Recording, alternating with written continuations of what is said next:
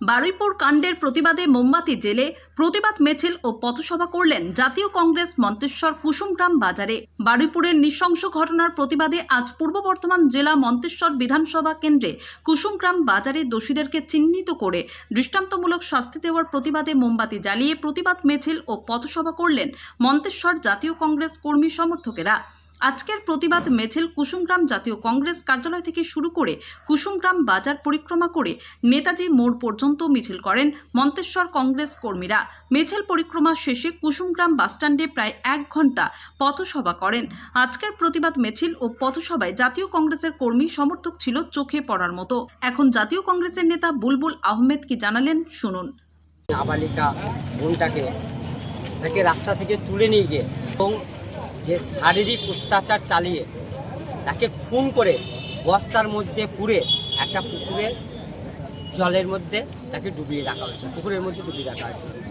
তারই প্রতিবাদে আজকে আমরা মন্তেশ্বর ব্লক মহিলা কংগ্রেস, যুব কংগ্রেস এবং সংখ্যালঘু সেলের উদ্যোগে আজকে আমাদের মোমবাতি মিছিল কুসুমগ্রাম বাজারে আমরা একটা মোমবাতি মিছিল করলাম এবং মিছিল শেষে আমরা ধিক্কার এবং প্রতিবাদ জানালাম। আজকে দেখুন বাংলায় পরিবর্তন হয়েছে। আজকে বাংলার মানুষ চায় না ধর্ম নিয়ে রাজনীতি, বাংলার মানুষ চায় না রাম ও রহিমকে দুভাগে বিভক্ত করুক। বাংলার মানুষ সচেতন মানুষ, বাংলার মানুষ ধর্ম নিরপেক্ষ মানুষ, বাংলার মানুষ রাম ও রহিম একত্রিতে বসবাস করুক, এটাই বাংলার মানুষ চায়।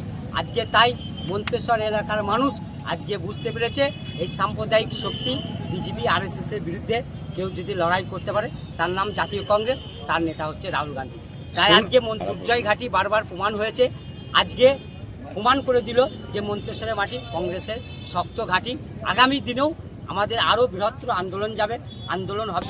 আজকে সবাই আজকে ধিক্কার জানিয়েছে এবং এলাকার মানুষ গণতন্ত্রপ্রিয় মানুষ, তারা সকলে জাতীয় কংগ্রেসের পাশে আছে। সর্বোপরি ধর্ম বর্ণ নির্বিশেষে সেই ছোট্ট নাবালিকা 11 বছরের শিশুকন্যার পাশে আছে, এটাই হচ্ছে মানবিকতা। আমার নাম বুলবুল আহমেদ শেখ, আমি প্রদেশ কংগ্রেসের সদস্য এবং পূর্ব বর্ধমান জেলা সংখ্যালঘু